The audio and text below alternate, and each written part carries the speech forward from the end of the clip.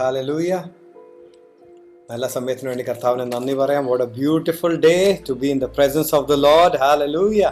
Today we have a very special person who will be speaking to us. Joshua Madan from Chennai. He'll be speaking to us, as John says.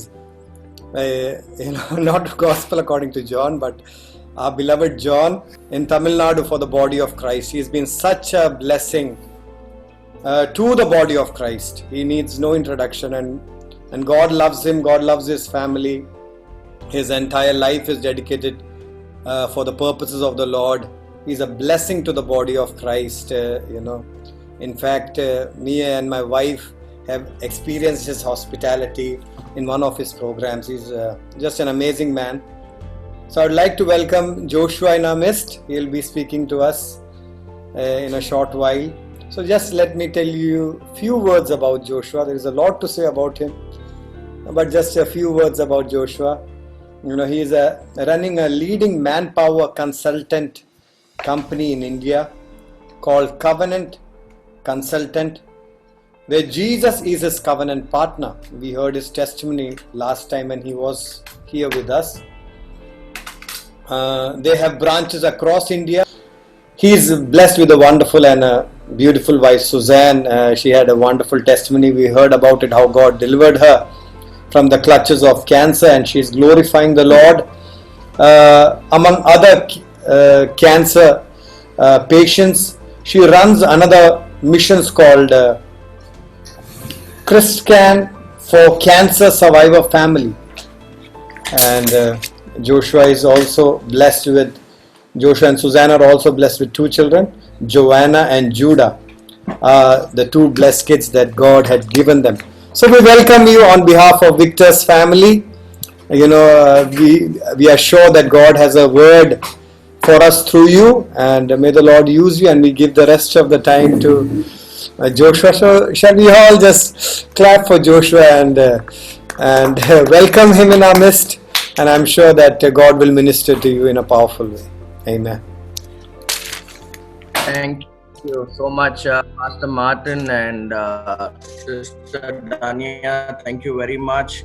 I also would like to thank Jacob, Uncle, Auntie, and of course my dear friends, more than family to us, John and Anne, for introducing us to this lovely church. The last time, I was in Cochin along with Susan. I said, blessed are those who speak little, for they shall be invited again. So I'm invited again. I spoke very little. So this morning also, I'll try and keep it short, but I would like to share about what God's word is given to all of us this morning. Last time, I was amazed with the hospitality in Cochin. Right after I spoke, Danya's sister gave us a lot of beef curry and fish curry, and we were treated. We missed that, Sister Danya. We look forward to coming again, to Kerala. So thank you again for this opportunity. I was praying about what God, wanted me to share this morning. I was really blessed by the daily meetings that was conducted in the evenings by our Victor's International Church, and I'm a little sad that it's not happening every day, but it was a great blessing. Thank you for what a blessing you are to people around you. This morning I want to talk a bit about how God can turn this crisis that we all are seeing for his people into a great blessing and an opportunity for people of God. So I would like to talk about 3 or 4 F's and address that in the 20 minutes that I have this morning. And I want to encourage you that as God's people, we are blessed. God sees a difference between his people and the others, and there is always a special favor of God on his people. It is very important right now, whoever I speak to, whether it is businessmen or whether it is my friends or family, one thing, a common thread that I see everywhere is fear. People are really having a lot of fear about the uncertainty of what is going to happen with this pandemic, with this COVID-19, which has happened. But what is important right now to understand is when God is with us, when His favor is with us, when we are called by His name, as we keep reading every day in Psalm 91, God says, because He is called by my name, I will answer Him. He will call me in times of trouble. He is known by my name and I will answer Him. And we are all God's people. And when we call His name, God would answer us. So it is very important this morning that we do not side with fear. When we side with fear, we are siding with the enemy. And we are not agreeing to God's word. This morning it is important to understand that we need to side with God's word. We need to do away from fear. In Numbers chapter 14, when you have time, you can read it. We all know that story. One day God tells Moses, send 12 spies to spy over the land and to come back and give a report. And all 12 of them come back, and 10 of them, as you all know, tell that the land is good, but I don't think we can go and possess it. And they discourage the people of Israel with their words. 2 men stood out, Caleb, Joshua. They tried to tell the congregation, come, let us go. The words of Caleb and Joshua is, God will make the Canaanites as bread to us. But the other 10 spies go ahead and discourage, saying that land will actually consume us. It's a land of death. It will consume us. And we don't have time to talk about the entire story, but I like to talk about the end.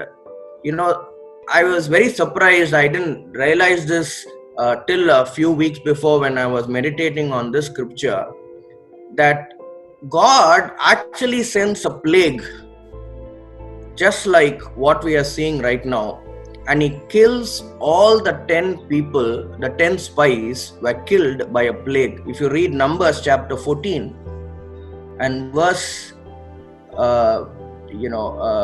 37, it talks about how God sends a plague and He kills. I will read that verse to you. Numbers chapter 14 and verse 37. Those very men who brought the evil report about the land died by the plague before the Lord. What we are facing right now throughout the world is a pestilence, is a plague. But here, all through the Bible, there are very many plagues which happen. But you will find that God's people were always protected. The plague did not kill Caleb, the plague did not kill Joshua, but the plague killed those 10 spies for the main crime or sin that they committed was they discouraged, they brought in fear among the people of Israel. So this morning I want to encourage you that we need to be people without fear. And it is tough, I agree. But whenever we have a fear coming in, we need to claim what God's word is. What Joshua and Caleb did was very simple. They did not trust in their own strength. Caleb tells the people of Israel, he says, if God wants to give it to us, He will definitely give it to us. He's trusting on the covenant of God, on the promise of God, the word of God. So this morning, to overcome fear, we only need to trust God's word. And what does His word say? His word says that no plague will ever come near a dwelling place. So we need to be people who do not have fear.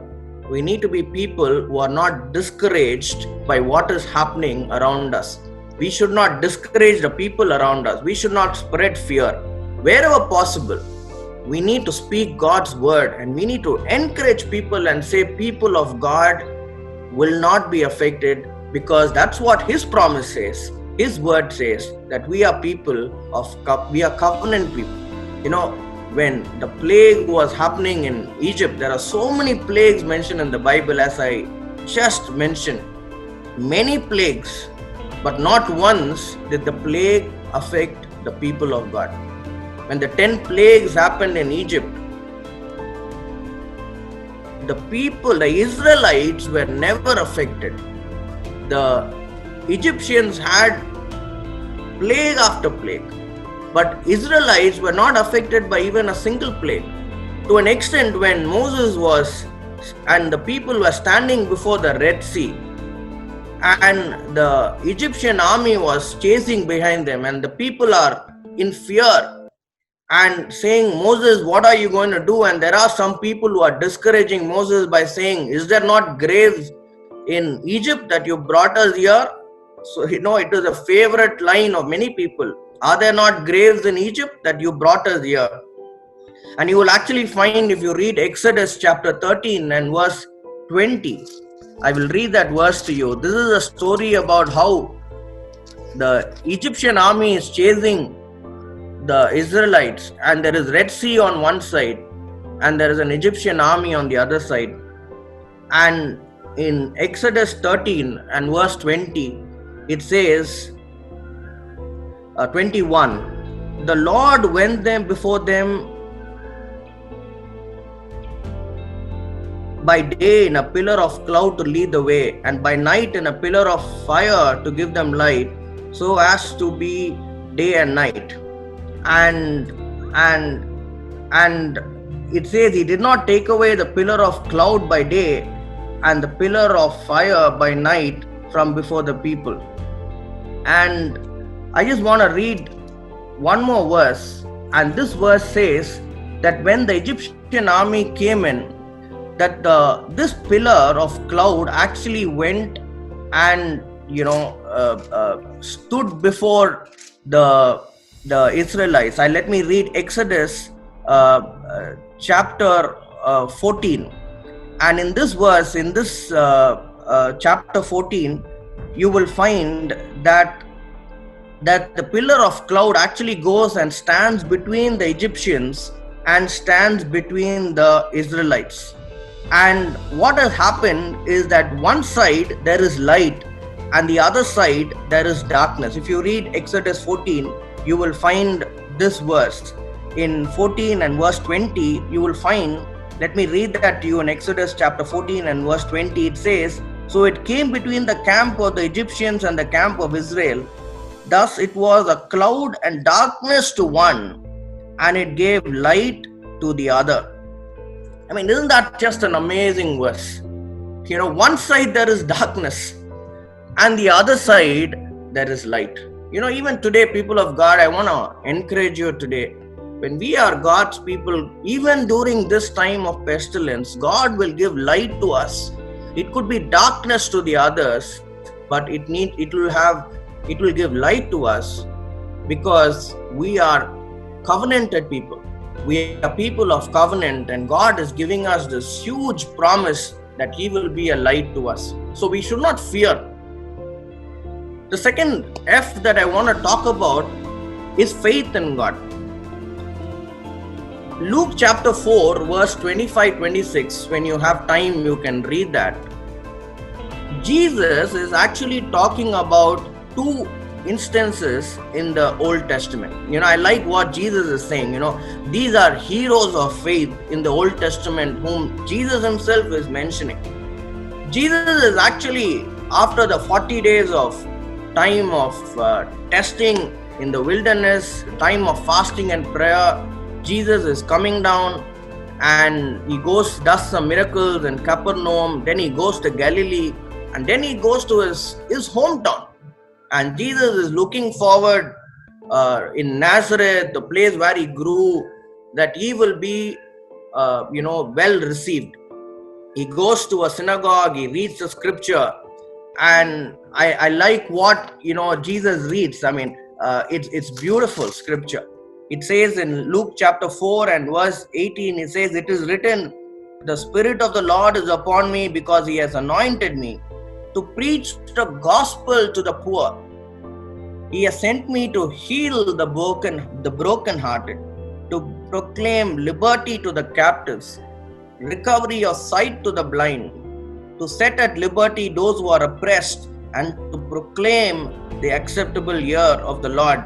And then he goes on to say, today this scripture is fulfilled in your hearing. But then what he expects is that the people are not happy. There is no faith among his own people. So they look at him and they say, is this not Joseph's son? And what is he talking? And then Jesus, is talking about two stories. One story he's talking about is the widow of Zarephath. And the other story he's talking about is Naaman the Syrian.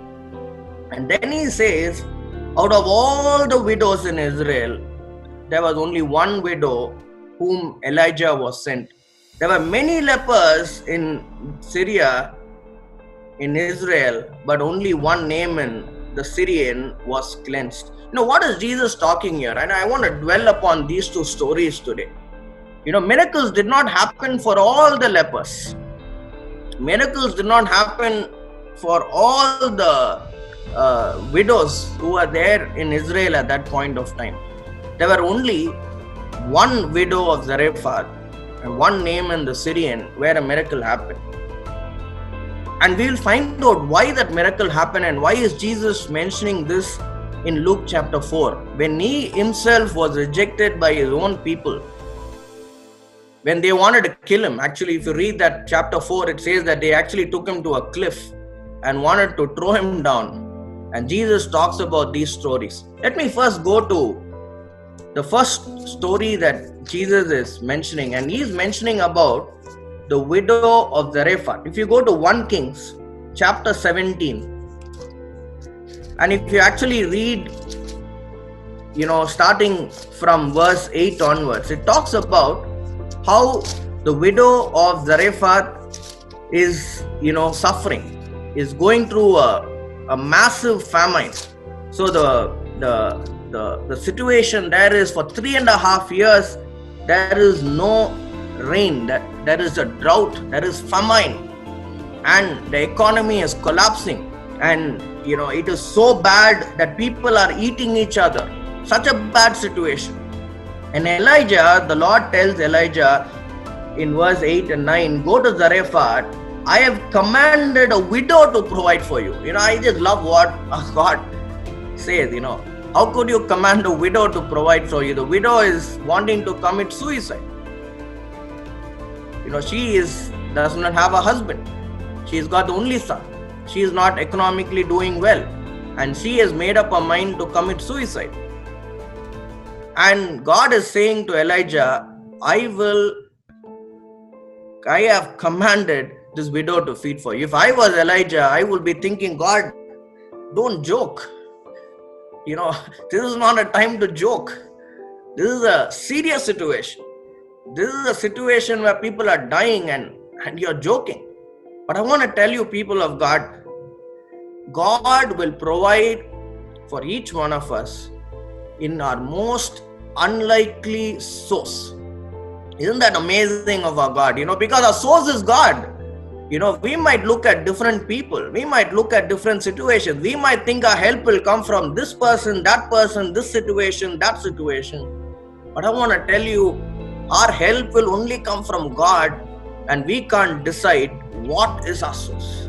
God will decide what our source is. We only need to believe in faith and receive what God is giving us. So when this prophet Elijah, I was about to call him Pastor Elijah. You can call him Pastor too. When Prophet Elijah goes and meets this widow, I like what, he's saying. He's going there, and this widow is coming there to gather sticks. She wants to prepare one last meal and commit suicide. And he's calling to her, says, please bring me a little water in a cup that I might drink. And that's reasonable. It's okay. I can at least give you water. But then he goes on to say, please bring me also a morsel of bread in your hand. And there the widow is is upset, and he says, as surely as the Lord our God lives, your God lives, I do not have bread. I only have a handful of flour in a bin and little oil. See, I'm gathering sticks that I may go on and prepare it for myself and my son, so that we may eat it and die. And Elijah said to her, listen to me carefully, do not fear, go and do what as I have said. Make me a small cake first and bring it to me, and afterwards make some for yourself and your son. For thus says the Lord God of Israel, the bin of flour shall not be used up, nor shall the jar of oil run dry, until the day of the Lord sends rain on all the earth. So she went away and did according to the word of Elijah, and she and her household ate for many days. The bin of flour was not used up, nor did the jar of oil run dry, according to the word of the Lord, which he spoke by Elijah. This morning I want to encourage you, saying, just trust his word. Trust God. God will, remove every lack in us.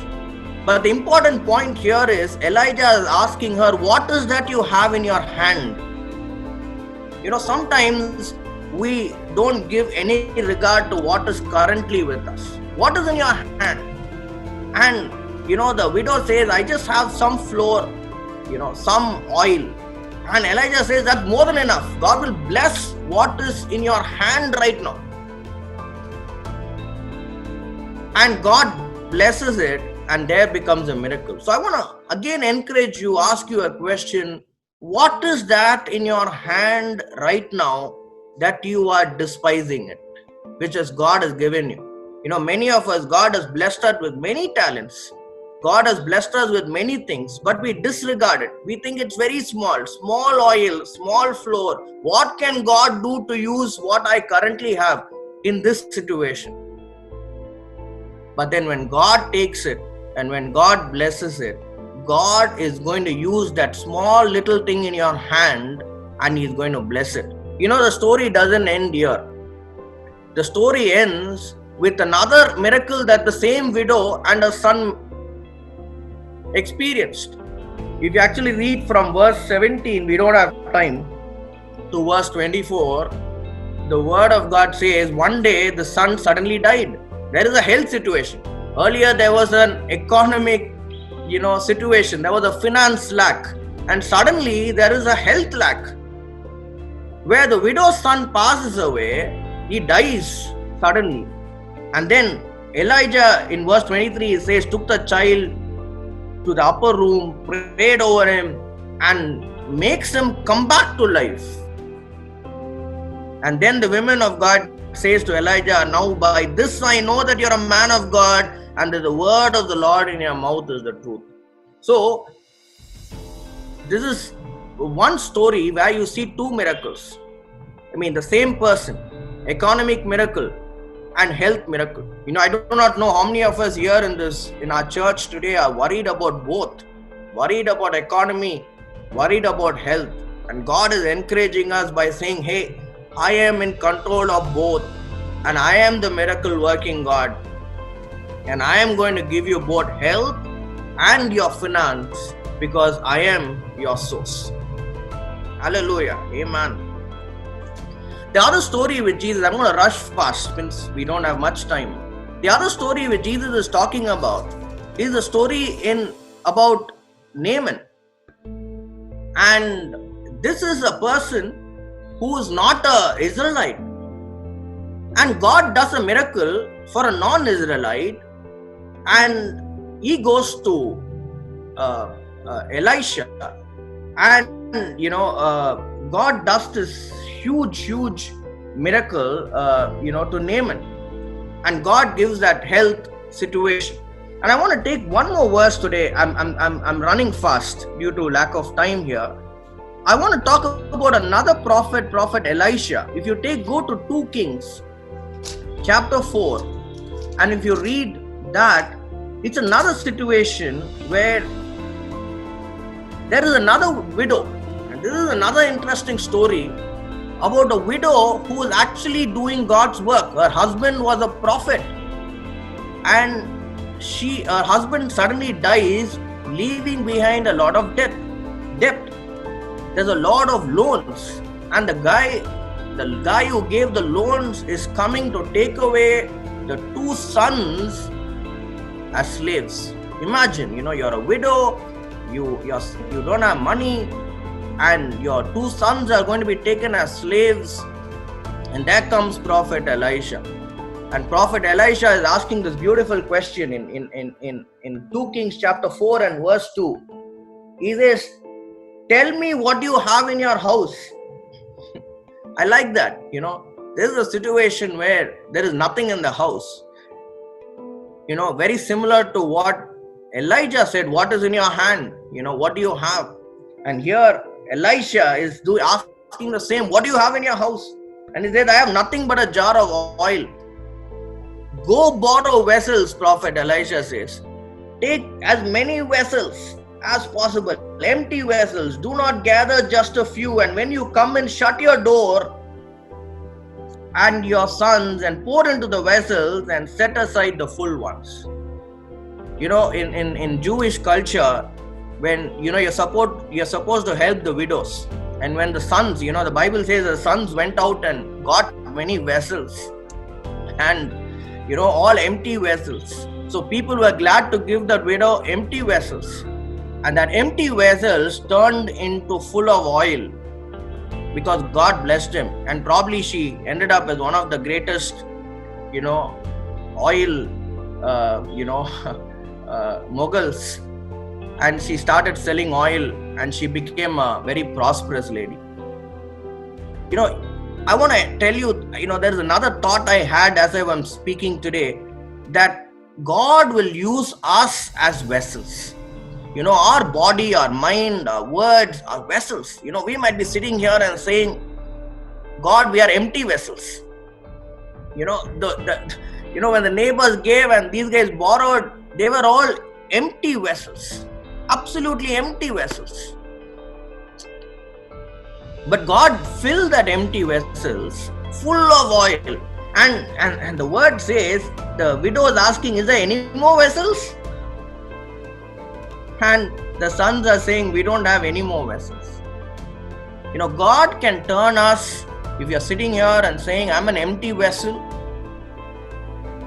God is saying, I will make you not an empty vessel, but I will use you, as my own voice. And I will use you as, for my own kingdom. And I will bless you. And I will use you. But are you willing to be that vessel? We need to be willing to be used as a vessel. The Holy Spirit lives in us. We are the dwelling place of the Holy Spirit. Our body, our vessel cannot be unclean. If the vessel was filled with many unclean things, if there was already water in it, or if there was something else on it, the vessel could never be used. It has to be empty. And this morning, we need to tell, if you're saying I'm empty, I'm an empty vessel, praise God. There is, you're empty because God can fill that vessel. Faith.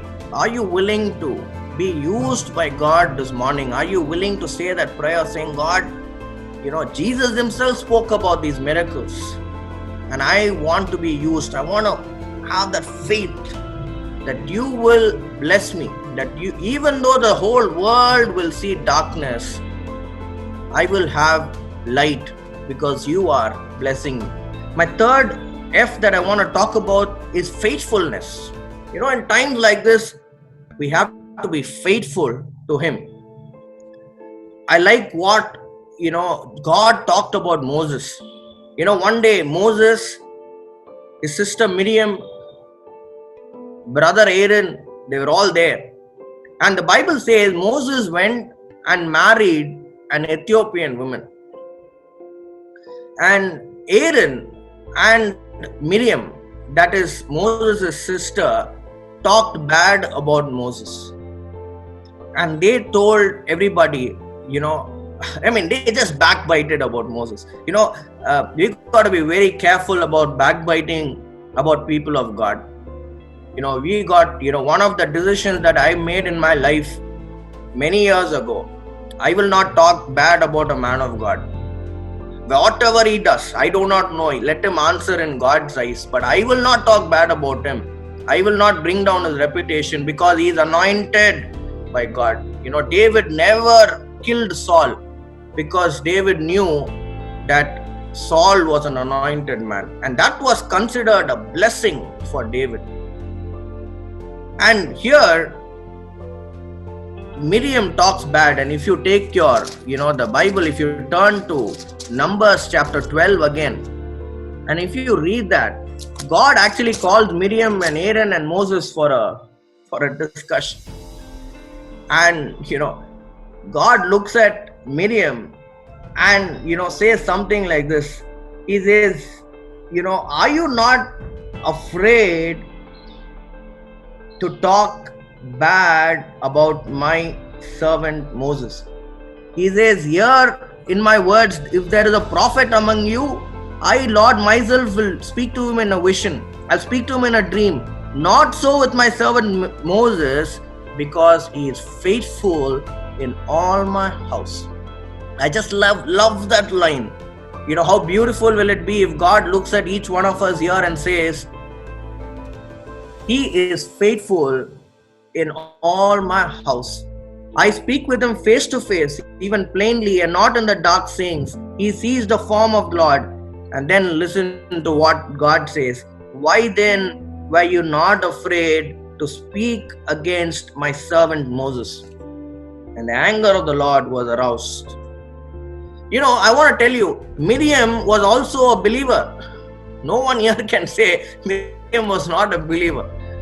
She was known to take her, harp and the instruments. And, when the Israelites crossed the Red Sea, they were all happy, and they were, Miriam sang a beautiful song.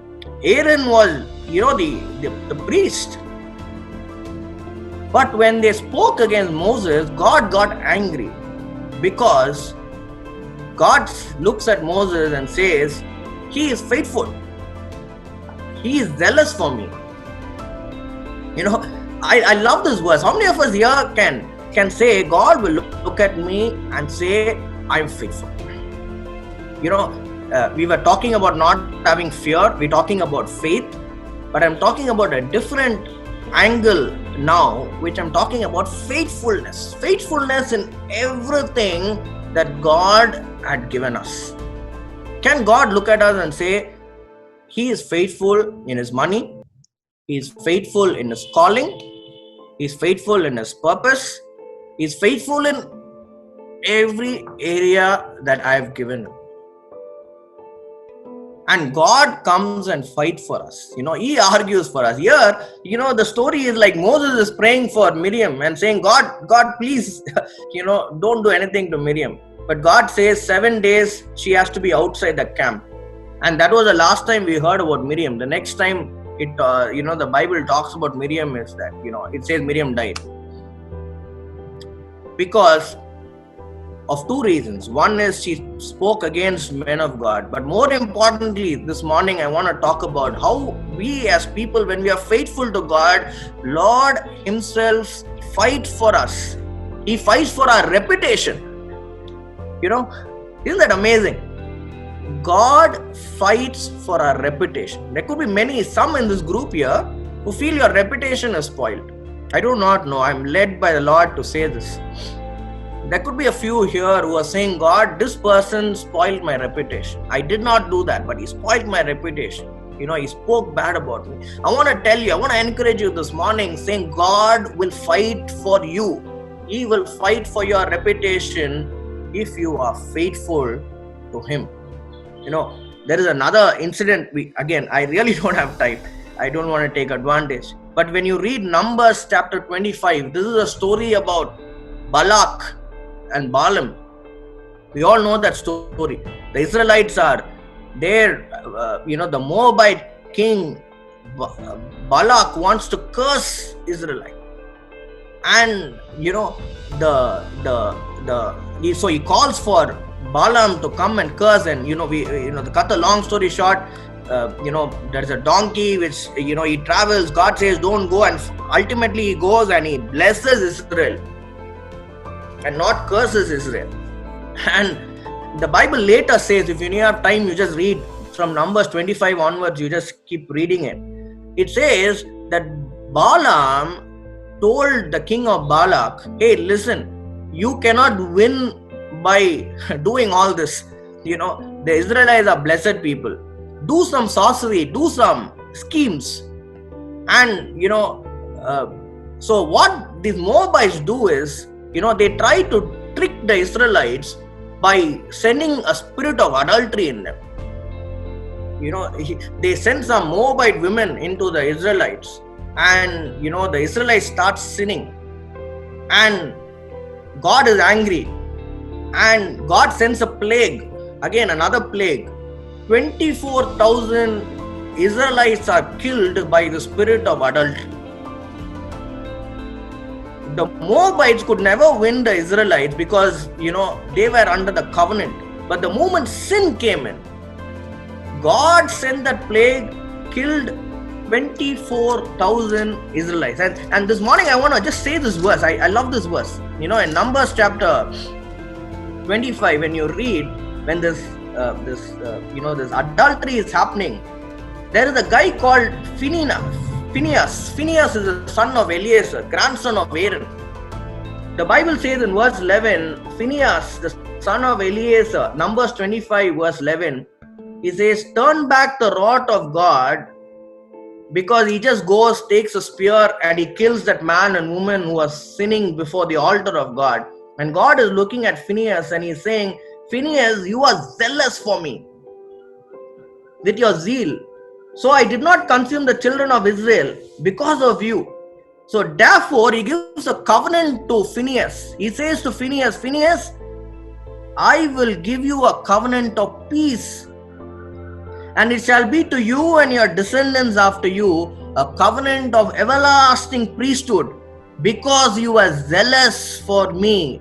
The Bible says he was zealous for his God and made atonement for the children of Israel. Numbers 25 verse 12 and 13.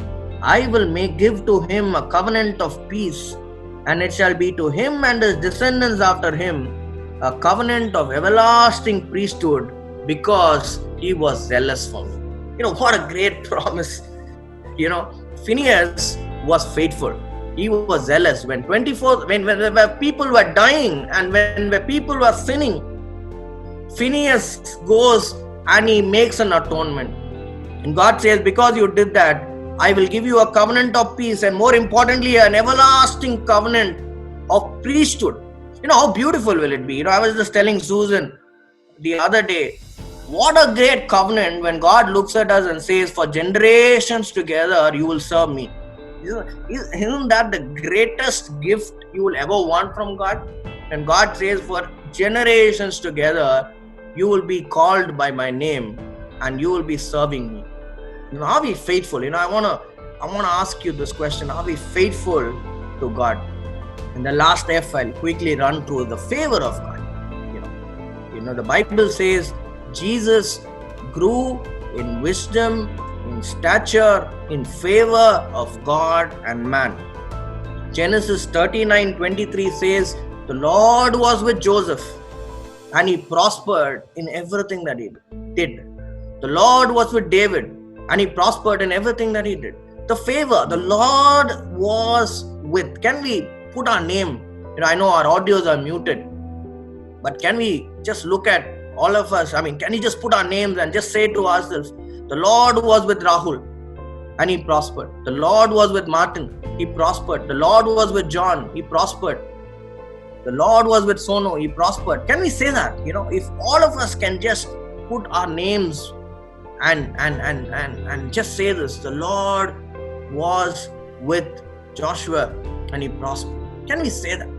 The favor of God will take us to, as I was just mentioning, light to the Israelites, darkness to the Egyptians.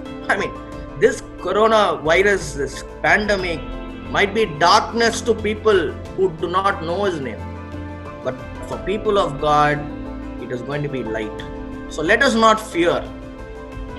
Let us take away that fear. Let us side with God's word. Let us not side with the enemy. When we fear, we will side with the enemy. Let us side with God. Let us have that faith. When God has given us a promise, He is going to take us and do extraordinary things because He is our source.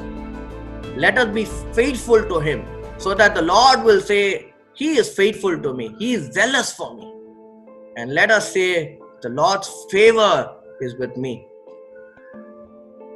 Can we just say a prayer? I'm just led to say a prayer. If Pastor Martin can allow me to say a prayer this morning. Can I, Pastor? All right. Thank you. Can we just close our eyes? Can we just close our eyes and just look up to God this morning? What a beautiful day. Lord, we want to thank you, Father. Thank you, Lord. Thank you for technology that we are all gathered together. Thank you for your church. Lord, we thank you because your church is not in just one place. We thank you because we can worship you anywhere, oh Lord. Such is your greatness, Lord, that you can bring us together. This fellowship can happen, Lord, because you are a God who can be worshipped in any place. Thanks for the communion, Lord, today. Thank you because we could take your body, your word, Lord, your blood. Our sins are washed away. Lord, through your Son Jesus, as we take that communion, Lord, we are part of the Abrahamic covenant. Because we believe in your Son Jesus, we are part of the Abrahamic covenant, Lord. We are just no ordinary people. We are covenanted people. Lord, we are, when you look at us, you look at the covenant and the promise you gave to Abraham, to Isaac, Jacob. Father, even as we pray, Lord, we claim these promises, Lord. Help us never to have fear, Lord. Help us to hold on with faith on your word, Lord. Help us to be faithful. Help us to have your favor.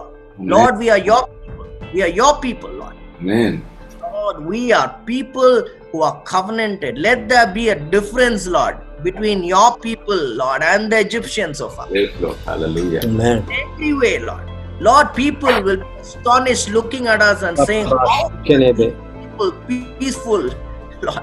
Yes. How are they prosperous? Amen. Lord, you gave us, Lord, a covenant of peace. There was no stress, Lord. Yes. There was no stress. Hallelujah. Because there's a covenant of peace, Lord. Amen. There was shalom. There was shalom. Oh Father. Amen. Lord, I pray this morning for our church today that you would give a covenant of peace. Amen. Amen. There would be shalom, oh Father. Yes. If there is anyone here who's stressed, who's feeling stressful, I pray in the name of Jesus that you will remove that stress, oh Father. Yes, Lord. Amen. The stress be removed. There would be an everlasting covenant of peace. Amen. Hallelujah. Amen. Hallelujah, Lord. Hallelujah, Father. Let's just open our mouths. I strongly feel the presence of God in our midst. Hallelujah. Just praise God. Just say, God, thank you. Thank you. Thank you, for Lord. Thank you, Lord. Thank you, Lord. Thank you, Lord. Thank you, I Lord. claim it, Lord. I claim this covenant, oh Father. Thank you, Lord. Thank you, Lord. Hallelujah. Hallelujah. Hallelujah, Father. Then we claim this covenant of priesthood. Amen. Hallelujah. Oh Lord, for generations to that there will always be a family worshipping you and all. Hallelujah. Claim this covenant of priesthood. Hallelujah. Lord, this covenant which you gave to free us, we claim it in our life this Sunday. Covenant of freedom, I claim on the church of our life. I claim on this church. Every person in this church, I claim this covenant. Yes, Lord. Hallelujah. That there would be this everlasting priesthood. Amen. Yes, Lord. Amen. Oh, we Hallelujah. worship you. We worship you. We thank you, Lord. We thank you, Lord. What an amazing God you are, oh Lord. Amen. Your Hallelujah. gives us so many covenants, Lord. Covenant of health, a covenant of prosperity, Yes, Lord. Yes, Lord. Yes, Lord. a Hallelujah. covenant of peace, and a covenant of priesthood. Yes, Lord. Amen. We prophetically we claim it, oh Father. We Amen. know by faith we claim it, oh Father. Yes, Lord. We bless all our families, Lord. We cover them with the blood of Jesus. We cover our children, cover our elders, we cover everybody by your blood, oh Father. Your name, O Lord, is greater than any other name, O Father. Yes. Lord, because we are called by your name, you will look up to us and say, this is my child, and you will answer us in the day of. Thank you once again for this beautiful time. We bless your holy name. In Jesus' precious name we pray. Amen. Amen. Hallelujah. Amen. I'll request Daddy to pray for Joshua. He's been so blessed by the word, and he's been a blessing. You could see God's favor and God's presence when he was praying. Hi, Suzanne. So Daddy will also pray for him, for his work, for his ministry. You know, he's a powerful preacher also, and he's like Joshua. You know, he's a conqueror in every field, wherever he goes. And he's one of the 2 spies who preaches faith. You know, there are so many preachers. It's a challenge, you know, and we basically invite those people. Last time we had Dr. Rahul. Being a doctor, he was talking about God's healing above the healing of over medical field. So we are blessed, and this ministry encourages the 2 preachers, you know, the 2 kind of preachers who can preach faith in tough circumstances. So such a blessing, you know, it's a real encouragement. And may the Lord bless you and prosper you in every place, wherever you go. Whatever the Lord puts your hand into, let it prosper. And such a blessing, you know, to just hear from you. And Daddy will pray that the Lord take you further, as Jesus said to Nathaniel, you will see more. You know, you have seen only little, but you will see more in the end. More of my power, more of my grace, and more of His resources and love flowing into your life and into your family and into your business also. So I'll request Daddy to pray for that. സർവ്വ നന്മകളെയും മരോടുമായ ഞങ്ങളുടെ സ്വർഗീയ പിതാവാൻ ദൈവമേ, ഞങ്ങളുടെ സേനയിലേക്ക് ഒരുമിച്ച് കടന്നു വരുവാൻ ഞങ്ങൾക്ക് നൽകിയ കൃപയ്ക്കായി സ്തോത്രം കർത്താവേ. പ്രത്യേകിച്ച് ജോഷുക്കായി ഞങ്ങൾ എന്നെ സ്തുതിക്കുന്നു. സൂസനായി സ്തോത്രം ചെയ്യുന്ന കർത്താവേ, അവർ കൊടുത്തിട്ടുള്ള ആ മനോഹരമായ കുടുംബജീവിതത്തിനായി മക്കൾക്കായി സ്തോത്രം കർത്താവേ. അങ്ങനെ രാജ്യത്തിൽ അവർ ചെയ്യുന്ന എല്ലാ കാര്യങ്ങൾക്കായി ഞങ്ങൾ നിന്നെ സ്തുതിക്കുന്ന കർത്താവ്. എല്ലാം ബലവത്താക്കി തീർക്കുന്ന കർത്താവ് അവിടുന്നാണല്ലോ കർത്താവേ. ഒരു പരിപൂർണമായിട്ട് അങ്ങയുടെ രാജ്യത്തിന്റെ കെട്ടുപണിക്കായിട്ട് സമർപ്പിക്കപ്പെട്ടവരാണല്ലോ കർത്താവേ. മുമ്പേ അവന്റെ രാജ്യവും നീതിയും അന്വേഷിക്കുന്ന മക്കളാണല്ലോ കർത്താവേ. എല്ലാ വിധത്തിലും അവർ ഉയർച്ച പ്രാപിക്കട്ടെ കർത്താവേ. അവരുടെ തൊഴിലിൽ ഉയർച്ച പ്രാപിക്കട്ടെ, അവരുടെ ശുശ്രൂഷയിൽ ഉയർച്ച പ്രാപിക്കട്ടെ, ആരോഗ്യത്തിൽ ഉയർച്ച പ്രാപിക്കട്ടെ, അവരുടെ മക്കളുടെയും എല്ലാ പ്രവർത്തനത്തിലും അവർ ഉയർച്ച പ്രാപിക്കട്ടെ കർത്താവ്. അവർ ദൈവരായത്തിൽ വലിയവരായി തീരട്ടെ കർത്താവേ. അനേക സ്ഥലങ്ങളിൽ പോകുന്നതിനും അനേകരെ അങ്ങയിലേക്ക് ആദായപ്പെടുത്തുന്നതിനും നിന്റെ മക്കളെ കൂടുതലായിട്ട് ഉപയോഗപ്പെടുത്തുന്ന ആ സ്തോത്രം കർത്താവേ. നിന്റെ മക്കളിൽ കൂടെ ഞങ്ങൾക്ക് ലഭിച്ചിട്ടുള്ള ആ ദൂതനായി സ്തോത്രം ചെയ്യുന്ന കർത്താവേ. എല്ലാ നന്മകളാലും അവരെ നിറക്കട്ടെ കർത്താവേ. യേശുവിന്റെ നാമത്തിൽ അവരെ അനുഗ്രഹിക്കുന്നു. പ്രാർത്ഥനകളുടെ സ്തോത്രം യേശു നാമത്തിൽ തന്നെ. Amen. Hallelujah.